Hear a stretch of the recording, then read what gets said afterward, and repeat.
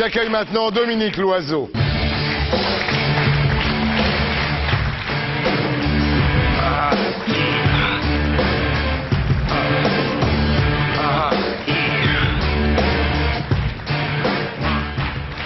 Dominique Loiseau, bonsoir. Vous êtes donc la veuve de Bernard Loiseau, l'un des plus grands chefs français, patron de la Côte d'Or à Saulieu, en Bourgogne. 3 étoiles au Michelin, ces fameuses 3 étoiles dont on n'a pas fini d'entendre parler ce soir. Et malgré son succès mondial, votre mari, Bernard Loiseau, s'est donné la mort le 24 février dernier, en vous laissant, certes, 3 étoiles, mais aussi 3 enfants. Ceci étant, vous êtes restée stoïque, à la tête de l'affaire, digne et courageuse. Et aujourd'hui, vous lui rendez hommage à travers un livre qui s'intitule tout simplement « Bernard Loiseau, mon mari », publié aux éditions Michel Lafon. Alors, on va raconter un petit peu sa vie, parce que je crois qu'on ne peut pas comprendre toute cette histoire si on ne part pas du début. À l'école, Bernard Loiseau n'avait pas de très très bons résultats, et son père l'avait fait entrer dans un restaurant aussi extrêmement célèbre, qui s'appelle Trois Gros à Roanne. Il était apprenti dans ce restaurant, et puis 3 semaines après son arrivée dans ce restaurant, Trois Gros obtient sa 3e étoile au Michelin. Et à ce moment-là, cette 3e étoile, avoir un restaurant 3 étoiles, devient pour votre mari Bernard Loiseau une espèce d'obsession Une obsession, une vraie obsession. de toute sa vie. Oui. Ouais. Ça l'a jamais quitté finalement. Non. Et effectivement, quand il a eu peur de la perdre, ça l'a atteint. Avoir un 3 étoiles, c'était son rêve. Il mettra 23 ans pour avoir son 3 étoiles. Il sacrifiera à peu près tout. Voilà, donc après plein de restaurants, Loiseau arrive à la Côte d'Or en 1975. Alors un restaurant au glorieux passé révolu, hein, c'est un restaurant qui a toujours été à l'époque sur la National 7 quand les gens... National 6, et c'est vrai qu'entre Paris et la Côte d'Azur, à un moment donné, il n'y avait ni avion ni autoroute. Donc tous les grands comme Charlie Chaplin, Rita Hayworth, Danny Kaye, tous ces gens-là, Lagacan, quand ils allaient sur la côte, ils allaient en 2 jours, et le premier arrêt, c'était chez Dumaine à Saulieu. Donc il y a déjà une histoire très forte dans cette maison. Voilà, donc quand il arrive là, il faut relever le truc, mais enfin c'est vrai qu'il y a déjà eu quand même des choses glorieuses qui sont arrivées dans cet endroit. La maison n'était pas très confortable. Pas très confortable. Alors c'est l'époque des temps héroïques, hein. On découvre à travers votre livre à ce moment-là un Bernard Loiseau maniaque, perfectionniste, toujours à l'affût de quelques miettes qui traînent. Hein. Et comme ça, ouais. La moindre petite tache, il la voyait. Hein. Ouais. Une nappe mal repassée, ça le mettait hors de lui, une toile d'araignée. Il faisait le tour de tout et il voyait tout. Véritable staccanoviste, et je raconte ça parce que ça explique aussi comment il a pu se mettre dans un état pareil. Vous le rencontrez 11 ans plus tard, c'est-à-dire en 1986, Dominique. Vous travaillez à l'époque pour un journal qui s'appelle L'Hôtellerie, et alors il vous repère un soir dans une soirée. Mais oui, il m'a repéré, effectivement. Il vous a branché après. Oui, et puis en plus, le drame, c'est que moi j'ai cru que c'était Chappelle, parce que je ne le connaissais pas bien, et comme il y avait quand même une similitude physique, et je me suis dit, pourquoi Chappelle me regarde-t-il toute cette soirée? Et puis le lendemain matin, j'ai su que c'était Loiseau, mais il s'était envolé, il était déjà parti. J'ai pas pu lui dire tout de suite. Il était insistant avec vous? Non, mais il me regardait toute une soirée, vous savez, quand les gens vous fixent et que vous ne connaissez pas. Parce qu'il avait pas ses lunettes, ça peut arriver. Bah oui. Et voilà, donc au fil des mois, vous devenez, Dominique, sa confidente. Il vous raconte ses gros soucis financiers, parce qu'à l'époque, il avait agrandi l'endroit. Il vous raconte aussi ses problèmes, puisqu'il est en instance de divorce. Hein. Oui. Et il trouve auprès de vous, on peut dire, à la fois une oreille et une épaule. Et c'est déjà bien. Non, c'est vrai. Oui, absolument. Moi, c'était la personne que j'ai connue, ce n'est pas le Bernard Loiseau tel que l'on connaissait ces derniers temps. Hein. Il aurait pu d'ailleurs ne jamais réussir. Alors, quand même, ce qui est assez étonnant, c'est que dès ce moment-là, à l'époque où il vous appelle, où il vient vous voir à Paris, pour vous raconter ses malheurs, pour que vous le soulagiez un petit peu de ses problèmes, il pleure beaucoup. Oh, pas beaucoup, mais au début, c'est vrai qu'il pleurait parce qu'il était dans une phase très difficile. Ouais. Mais ça ne vous a pas inquiété, ça, cette fragilité? C'est-à-dire un homme qui pleure comme ça quand il a des soucis? Il avait des soucis graves et... Bon, ça ne durait pas des heures non plus, mais bon, quand quelqu'un vous raconte ses difficultés et pleure en même temps, ça peut arriver. Mais c'est peut-être ce qui m'a touché aussi chez ce personnage. Oui. C'est très sensible. Quoi. Oui, absolument. Alors, à ce moment-là, lui est à Saulieu, évidemment, à la Côte d'Or. Vous êtes à Paris, il vous appelle 5 fois par jour, à la fois pour faire le point de la situation, sur ses problèmes financiers, ses problèmes personnels, et aussi pour que vous lui remontiez le moral. Absolument, oui, bien sûr. Ouais. Donc c'est quelqu'un quand même qui avait besoin de... Toujours d'être rassuré. Toujours. Alors finalement, il se sépare de sa première épouse, hein, dont vous parlez un petit peu dans le bouquin. Oui, un petit peu, parce que ça fait partie un peu du passé de la maison, puisque c'est quand même les gens de la maison, les gens qui sont là actuellement, ont vécu cette période. Ouais. Elle était un peu dépensière, quoi. Oui, je pense. Ouais, ça lui plaisait c'est ce que pas. l'on m'a dit. Ouais. Je n'étais pas là pour Vous vérifier. l'avez jamais rencontré, vous? Très peu, Ouais. à peine. Un peu, quand même. À peine. À peine. Bien.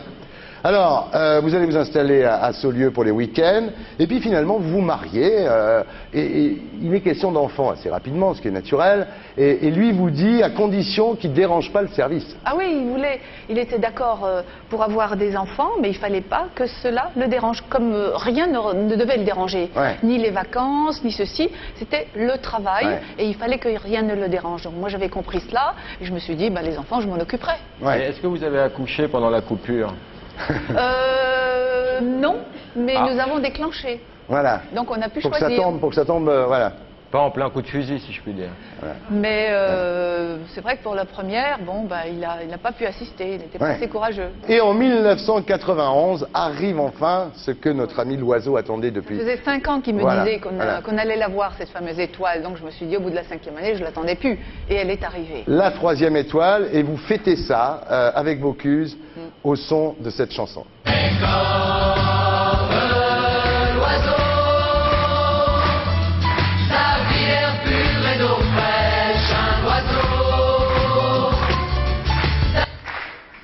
C'était le plus beau jour de sa vie, non, j'imagine? Oui, absolument, oui. C'était... C'est l'apogée de sa vie, vous pensez? Oh, je pense, oui. Vous savez, quand durant des années, vous vous êtes fixé un but et que ce but, vous l'atteignez, il mettait ses chaussettes tous les jours en disant « j'aurai 3 étoiles ». Il nous le disait tout le temps, c'était... Donc après cette 3e étoile, l'impact est immédiat. Hein. Il y a des chambres, il y a une boutique, une piscine, il y a des livres. Il y a des livres L'Oiseau. Voilà, et le groupe L'Oiseau compte à un moment jusqu'à 120 personnes. Oui. Et lui devient finalement une star mondiale, quoi. Il a un succès planétaire, il devient sans doute le chef le plus médiatisé de la profession, non? En France, oui, en France, c'était le plus populaire, dirais-je. Le plus populaire et le plus aimé. C'était le cuisinier, vraiment, des Français. Ouais. Alors Mitterrand lui remet la Légion d'honneur, De Niro arrive en jet privé, donc voilà, ça c'est vraiment l'apogée de cette histoire. Bientôt le groupe est coté en bourse, ce qui est très, très risqué en fait pour un groupe. Risqué pourquoi? Est-ce que pour lui ça n'a pas été quelque chose de compliqué, ce monde des analystes financiers? Non, disons que ce qui l'a déçu, c'est que les analystes ne croient pas en lui comme le grand public croyait dans le cuisinier. Mais on ne fait pas non plus une action en 3 ans, il a bien attendu combien d'années pour avoir 3 étoiles, donc il fallait être patient. Alors, on peut penser à un moment, en lisant votre livre, que cette apothéose lui donne un petit peu le vertige, d'une certaine façon. Il se rend compte qu'il est arrivé là, au sommet, à sa fameuse 3e étoile, qu'il n'a jamais pris le temps de vivre, qu'il n'a même pas pris de recul sur sa vie et qu'il est enfermé dans une espèce de spirale infernale, on peut dire. Voilà, c'est ça. Hein. Tout à fait. C'est vrai qu'il a tout fait pour son travail. Il fallait que rien ne le dérange de son travail. Nous ne fermions jamais. Hein, donc il ne faut pas du tout comparer Bernard à d'autres cuisiniers. La plupart ferment, la plupart prennent des vacances, la plupart passent du temps avec leurs enfants, ils ont un hobby. Bernard avait mis vraiment, c'était un sacerdoce. Et à la fin, je crois qu'il n'en pouvait plus. En fait, il découvre à ce moment-là qu'il a une 3e étoile, mais que cette 3e étoile, c'est pas toute la vie, évidemment. Il y a d'autres choses dans la vie. Il est arrivé un petit peu au bout de ses rêves. Et c'est là où, justement, nous n'avions plus de soucis financiers, tout commençait à bien aller. On avait 3 étoiles, on a maintenant un des plus beaux relais châteaux d'Europe. Et d'un seul coup, on commence à l'égratigner alors qu'il s'est sacrifié toute sa vie pour bien faire. Et à la fin, quand il a tout, on commence à l'égratigner. Bon, il a toujours su qu'un jour... Il y en a qui ne se gêneraient pas de le déboulonner. Hein. Et voilà, donc c'était sa hantise. À ce moment-là, au lieu de passer ce surplomb, disons, d'arriver à vraiment réussir, à être heureux, à jouir de ce qu'il avait passé autant d'années à construire, il se renferme un petit peu dans son univers, il se bunkérise, comme on pourrait dire. Et effectivement, il mélange toujours la vie privée, la vie professionnelle. Il n'y a pas de réunion familiale qui ne soit pas perturbée par un coup de fil. Vous racontez ça très bien. Il n'y a pas de vacances, il n'y a pas de loisirs, il n'y a pas de cinéma. Vous êtes allé... Vous n'allez jamais au resto? En resto très peu, parce que quand nous avons une tellement bonne table chez nous, donc on n'est pas... C'est pas pressant pour nous. Non, sérieusement, vous êtes allé au cinéma 2 fois en 15 ans, quoi. Oui, absolument. C'était dur quand même. Là. Oui, mais après je m'y suis habituée, vous savez. Faut pas se tromper. Soit vous vous y habituez et vous restez, soit vous ne restez pas. Pas avoir une merde, hein. T'as intérêt à avoir un bon film, oui. Ouais. Justement, le 10... Alors, c'est vrai qu'il est quand même, ce qui est très touchant dans votre bouquin, c'est que c'est vrai, il a conscience de ça. Il vous dit, je t'achèterai une maison sur la Côte d'Azur. Tout le temps. Il sait très bien qu'il faut en profiter à un moment, mais il n'arrive pas. Oui, disons qu'il avait toujours reporté ça. Plus tard, il savait qu'il devait trimer pour réussir, pour obtenir une belle maison. Et là, on arrivait presque au bout. Ouais. Et il disait, après, je ferai ceci. Toujours depuis, après. Depuis Ouais. 50 ans, depuis qu'il a eu 50 ans, il commençait à vouloir se préserver, à se dire, maintenant, il va falloir faire attention. Et puis, malheureusement, bon, il n'a pas réussi. Alors un jour, finalement, vous partez 4 jours en thalassothérapie. Là, c'est un événement. Hein, parce À que Melun. c'était- Ouais, en tous les cas, Est-ce que vous avez pris le repas Pas de assistance? publicité. Ouais. Et en revenant, il vous dit, il faut que je reparte, il faut que je fasse un break, il faut qu'on prenne des vacances. Et il dit, je vais partir en vacances. Et là, c'est assez inquiétant. Il vous dit, même si tu viens pas, j'irai. Mais oui, parce qu'on n'a pas trouvé de date. Quand lui avait une semaine, moi j'avais Ouais. des rendez-vous ou des engagements. Il dit, il faudra que je partirai même tout seul. Je dis, mais pas de souci, si tu as besoin vraiment Ouais. de partir, il faut partir. Ouais. Bon, j'étais quand même vexée au fond de moi. Bien mais sûr. bon. Et là, il commence à faire des remarques de plus en plus défaitistes, quoi. Oui, vis-à-vis de moi, il en a parlé au personnel, à tout le monde, bien sûr. Ouais. Mais ça a duré quelques mois. Des remarques un petit peu extravagantes, parfois. Oui, voilà, exagéré, et tellement exagéré qu'on ne pouvait pas le croire. Bon, Bernard était quelqu'un qui exagérait Ouais. bien les choses, donc c'est pour ça qu'on n'a pas bien pu mesurer la profondeur de la pathologie. Un soir, il vous dit, je vais me suicider. Oui, il lisait et puis il dit, oh, ben, je crois que je vais me suicider, Dominique. Alors je lui ai dit, je l'ai disputé. Ouais. Je lui ai dit qu'on ne dit pas des choses pareilles. Mais là, qu'il n'y a pas de raison, là, qu'il y a à des ce- enfants. À ce moment-là, vous vous doutez pas une seconde que ça puisse être envisageable pour lui. Bien sûr que non. Mais bien Bernard sûr. a toujours été du genre à exagérer Ouais. les choses. Chaque fois qu'il me donnait un chiffre, je lui dis, Bernard, dis-moi le vrai chiffre, divisons par 2. Ouais. Et c'était son style. Ouais. Voilà, et le 24 février, il se tire une balle dans la tête. Personne n'aurait pu soupçonner qu'un être qui a surmonté les pires difficultés, vraiment les pires difficultés, s'installer dans un endroit pas facile, une maison qui ne lui appartenait pas, devoir la racheter. Mais il l'a racheté avoir- à Verger, oui, bien voilà, sûr. Et des avoir milliards 3 de crédits qui étoiles. s'est mis sur le dos. Oh, le milliard de crédit, non, vous savez, les banques ne vous prêtent pas plus que vous ne pouvez rembourser. Mais quand même, il s'est... C'était des milliards de centimes, quand même. Oui, mais des milliards de centimes, mais tout était bien, il n'y a pas de souci de ce côté-là, sauf que...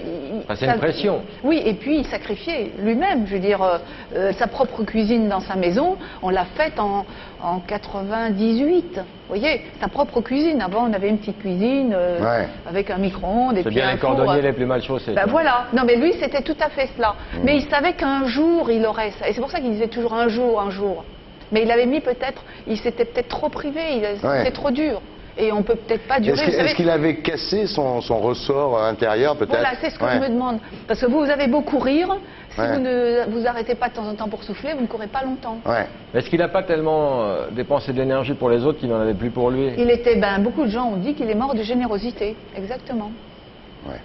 Il donnait de sa personne, il voyait tous les clients, il passait beaucoup de temps avec eux, il passait du temps avec son personnel. Il était très généreux. Ouais. Et, Alors, Dominique, on ne va pas donner de détails macabres sur cette journée, vous racontez ça dans votre bouquin.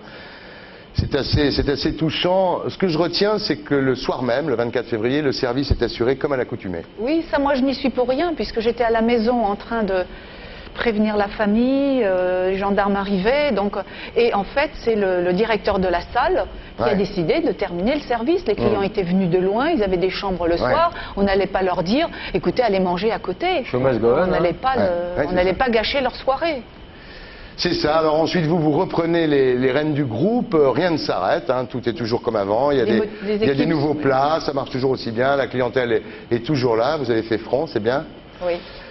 Évidemment, maintenant, la question qui se pose, c'est pourquoi. Alors, la 3e étoile, justement, vous dites qu'il savait qu'il a conservé, en Bien fait, cette sûr, 3e étoile. Donc, bien il n'y a sûr. pas eu d'inquiétude, Non, puisque pas du avant tout. même la publication du guide Michelin, il savait qu'il gardait cette 3e étoile. Hein. Bien sûr, Qui a dit, légitimement, il aurait dû la perdre? c'est un journal. Un journal qui a dit ça, un journaliste. Bon, quand on dit légitimement, est-ce qu'il parle au nom du Michelin? Ouais. Il faudrait qu'il se renseigne. Ou alors, j'espère qu'il est venu chez nous récemment aussi pour pouvoir dire cela. Mais ça, je n'en suis même pas sûre. Alors ça l'a beaucoup, évidemment, Ah oui, ça l'a beaucoup il avait gardé perturbé. son étoile, mais ça, Oui. il vous a dit, d'ailleurs, va chercher le dictionnaire, on va Oui, regarder oui, oui, légitimement ce que ça veut Oui, dire, quoi. Exactement. Hein Et là, il s'est dit, il y a un complot, il commence à se mettre tous contre moi. Parce qu'il attendait, Ouais. il savait que comme il était connu, comme il était en train de réussir, qui attendait cela. Hein. Il avait un peu le sens de l'honneur d'un autre siècle. Oui, également, absolument. Alors, il y a pas mal d'articles de presse à ce moment-là, effectivement, qui sont négatifs sur lui, notamment le Figaro. Oui, il n'y en a pas mal. Il y a 2 fois le Figaro, point. Il n'y en a pas d'autres. Et la chambre syndicale publie un communiqué en disant ce sont les journalistes qui ont tué Bernard Loiseau. Non, et ça n'a pas été publié, c'est une note interne qui malheureusement a été diffusée. Ouais. Mais c'est une note interne pour faire une réunion, pour un peu voir ce qu'ils pouvaient faire. Et moi je n'ai jamais dit que c'était les critiques qui l'ont tué. Ouais. Hein. C'est un ensemble de choses. Excusez-moi de vous dire ça Dominique, mais enfin, vous n'allez pas vous mettre les critiques à dos de toute façon. Déjà, mais en plus, mais honnêtement, si j'avais senti qu'il y avait des gens vraiment responsables, je crois que je n'aurais pas pu m'empêcher tout de suite de réagir. Mais je sais qu'il y a beaucoup de choses qui avaient perturbé Bernard ces derniers temps, l'avenir de la cuisine française, enfin, mais surtout il sentait qu'on allait l'attaquer, vous voyez. Ouais. Alors, la 3e étoile, on a vu, il l'avait. La presse, effectivement, il a eu quelques articles dans le Figaro, dites-vous, négatifs. Alors, il y a la note du Gomillot, qui est passée de 19 sur 20 à 17 sur 20. On n'était pas les seuls d'ailleurs, hein. Il y a beaucoup de grands chefs qui sont passés à cette note-là. Ouais. C'était pas outre mesure quelque chose de... Alors il a dit à Bocuse, il a dit à Bocuse, tu te rends compte, je suis déclassé. Donc ça c'est peut-être une raison, ça. Oui, mais il avait Bocuse au téléphone tous les jours, donc c'est normal qu'il lui dise cela. Ouais. Vous en parlez pas dans votre bouquin de cette note Non, parce que je pense que c'est quelque chose d'accessoire. Vous pouvez aussi me dire, parce que j'ai pas envie de me fâcher avec le Gomillot. Mais pas du tout, mais je veux dire, Gomillot sont des découvreurs. Bon, nous on a une cuisine un peu plus classique maintenant, qui est une cuisine de goût, on comprend notre cuisine. On n'a pas une cuisine d'effets spéciaux, hein, on n'a pas une cuisine de laboratoire expérimentale. Donc c'est normal qu'eux privilégient peut-être un peu les cuisines plus... exubérante. Voilà, plus innovantes. Bon. Donc, quelle raison? La 3e étoile, le Gomillot, les emprunts? C'est un ensemble de choses. C'est quelqu'un qui était hyper fatigué. Sous cette fatigue s'est installée une dépression. Nous, on a cru que c'était de la fatigue. Une grave dépression, c'était quelqu'un de bipolaire. Hein. C'est quelqu'un qui avait... soit il était tout feu, tout flamme, soit il était très bas. Cyclotimique, quoi. Voilà, cyclotimique. Et là, à ce moment-là, sont tombées des petites attaques qu'on ne peut pas condamner parce que c'est une bonne guerre, je veux dire, il y en a eu, il y en a déjà eu, je veux dire, mais généralement il balayait ça d'un revers de main. Et là, il y a beaucoup de choses qui ont dû s'accumuler sur lui, et puis ces cas de déprime grave, quand on discute avec des spécialistes, les personnes sont déconnectées, ne vous entendent même plus. Philippe Labro dans son dernier bouquin, d'ailleurs. Il dit dans son dernier bouquin, tout ce que les gens disent autour de lui, il dit cause toujours. C'est impossible de raisonner quelqu'un qui est dans une dépression nerveuse. Vous pouvez lui raconter qu'il va très bien, il vous dit non, je vais mal. Et nous avons tous discuté, il a discuté des heures avec son directeur de restauration, avec son chef, avec moi. On a tous essayé de lui dire qu'il n'y avait aucun souci, et apparemment il ne nous écoutait déjà plus. La bipolarité, c'est encore plus pernicieux parce que tu alternes des moments de dépression profonde avec des moments d'euphorie. Donc les moments d'euphorie peuvent rassurer les proches, mais derrière... Mais avec les clients, Bernard était... il fallait le voir quand il discutait avec ses clients. Et c'est quelqu'un qui se pesait tous les matins, qui ne se laissait pas du tout aller. Vous voyez, il n'y avait pas de signe qui puisse nous dire attention, il se laisse aller. En tous les cas, il ne vous a pas laissé de petits mots, de messages pour vous dire pourquoi. Non. C'est bizarre ça, non? Et il n'aimait pas écrire de toute façon, donc ça ne m'étonne pas. Il aurait pu vous dire un truc? S'il m'avait, oui, mais... je sais pas, c'est d'autant plus symbolique. Ouais. Vous lui en voulez? Non, parce que je sais qu'il l'a fait de façon inconsciente. Je ne peux pas lui en vouloir. Parfois je râle, oui, parce que j'ai beaucoup de travail, parce que je m'en sors pas, parce que c'est pas facile à gérer. Mais je ne lui en veux pas parce que je sais que c'était une fragilité et c'était quelque chose d'inconscient. Vous pensez qu'il a fait ça dans un état second et que c'est pas lui qui a fait ça d'une certaine façon? Absolument. Qu'est-ce qui vous manque le plus aujourd'hui? Sa présence, bien sûr, sa présence. Vous appeliez beaucoup, vous étiez très proche l'un de l'autre. Il m'appelait tout le temps, il m'appelait tout le temps au téléphone, même quand j'étais dans le bureau au-dessus, il m'appelait tout le temps, il me disait, racontait tout ce qui se passait. Et puis bon, ben c'est Bernard, hein, c'est un chef d'entreprise qui a disparu, c'est quelqu'un, un meneur d'hommes. C'est pas facile quand un meneur d'hommes disparaît. Sans parler de l'aspect personnel de mon mari qui a disparu. Mais déjà, il a disparu à deux titres, vous voulez dire? À deux titres, effectivement, absolument. Surtout au moment où il pouvait enfin, il aurait pu profiter de ses 27 ans de sacrifice. Quoi. Maintenant, il arrivait au bout de tout cela. Vous allez au cimetière de temps en temps? Bien sûr, et c'est là où je l'ai sous la main. Là, au moins, il bouge pas, là. Vous lui parlez? Il va pas... Il est à moi. Il vous dit des trucs, enfin, vous sentez des choses, sans parler non, de... mais nous agissons tous dans cette maison comme s'il était là. Hein, est-ce que vous lui entendez gueuler encore parfois dans la maison? Sa voix est très présente, il est très présent, même les clients le disent, et c'est un bon metteur en scène. Alors, quand c'est arrivé, je ne dis pas qu'on vous l'a reproché, mais beaucoup de gens étaient surpris de ne pas vous voir pleurer, je dirais. Et vous dites pleurer devant les caméras ne l'aurait pas fait revenir, mais ça vous a quand même collé une étiquette de femme froide. Hein. Oui, je sais, mais bon, il faut un peu voir comment tout ça s'est passé. Le lendemain matin, tous les médias étaient dans ce lieu et nous avons fait une réunion avec la direction, avec les gens, tous les chefs de service, et on a dit qu'est-ce qu'on fait? Et on a dit la Côte d'Or va continuer, l'établissement on continue pour Bernard. Et à partir de cela, il fallait que quelqu'un le dise. Bon, quand on veut faire passer un message, c'est pas en pleurant que vous faites passer un message. Bon, d'une part, nous avions décidé de continuer. Deuxièmement, je savais que Bernard était décédé dans des conditions d'inconscience. Donc il fallait quand même... il y a un minimum d'honneur et de dignité, je veux dire. Il ne fallait pas montrer que tout s'écroule, il fallait justement essayer de... Enfin, c'est difficile à expliquer. Et en même temps, si vous décidez de continuer, si vous pleurez devant les médias, personne ne va venir durant 2-3 mois, déjà. Et puis en plus, on ne sait jamais comment les images sont utilisées. On ne sait jamais. C'est une pièce de théâtre quand on vient chez nous. N'importe quelle personne, encore maintenant, les membres de l'équipe, même s'ils ont des problèmes chez eux, ils ne sont pas censés les montrer à leurs clients. On est souriant devant nos clients, on vend du bonheur. Donc si on vend du bonheur, on ne peut pas donner ces images-là. Ces images-là, on les garde pour nous. Mais il y a une image que l'on donne aux clients et aux autres. Et on a notre image à nous. On vend un service. D'une certaine façon, il y a eu de la chance de tomber sur une femme comme vous, parce que vous continuez. Vous occupez des mômes et de l'affaire. Oui, toute seule. Sûr. Mais parce que bon, toute seule, oui, bien sûr. Mais bon, il n'y a plus de travaux à faire. On a des chefs d'équipe qui ont toujours eu l'habitude d'avoir beaucoup de responsabilités. Donc cela continue. Et puis ça nous a soudés. Et puis c'est une volonté.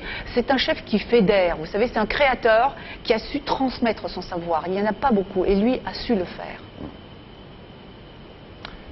Vous dites, je continue pour pas qu'il meure 2 fois. Oui, bien sûr, parce que sa vie c'était cette maison. Je le sais, puisque j'en ai assez souffert de cela. Hein, on a tout sacrifié pour cela. Donc je veux quand même pas que ça soit fait pour rien, tout ça. Même si lui a malheureusement disparu, il ne faut pas que son œuvre disparaisse. Si c'était à refaire, vous feriez quoi, pas pareil? On essaierait peut-être de lui faire comprendre qu'il faut fermer 2 jours par semaine. Hein, que ça peut être une question de vie et de mort parfois. Et qu'il faut avoir des hobbies, et ce que j'ai toujours essayé de lui faire comprendre. Mais vous savez, Bernard était quelqu'un quand même d'autoritaire, et quand il avait décidé quelque chose, c'était pas facile de faire changer. Et puis quand même. 2 fois par an. Ça fait pas beaucoup. C'est aussi un peu des chasses relationnelles pour voir vous un peu vous en des voulez amis. aujourd'hui de ne pas avoir tapé du poing sur la table en disant moi je me barre en vacances, tu te barres pas avec moi, tant pis je pars toute seule, ou lui mettre la pression comme ça? Vous savez, quand on épouse quelqu'un, on n'épouse jamais la personne idéale qu'on a imaginée. Donc il faut, soit on accepte la personne, et puis il y a des choses, vous voyez bien ce que la personne va changer, et puis il y a des choses qu'on ne peut pas changer chez les gens. Et Bernard, c'est un gagneur, c'est un projet de vie, donc on acceptait tous, vous pouvez voir tout son personnel, on était tous discrets à côté de lui, on s'est toujours battu à ses côtés, et on continue de se battre pour lui. Merci Dominique.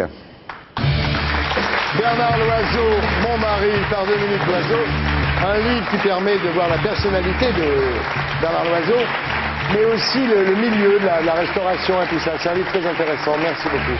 Merci d'avoir été avec nous.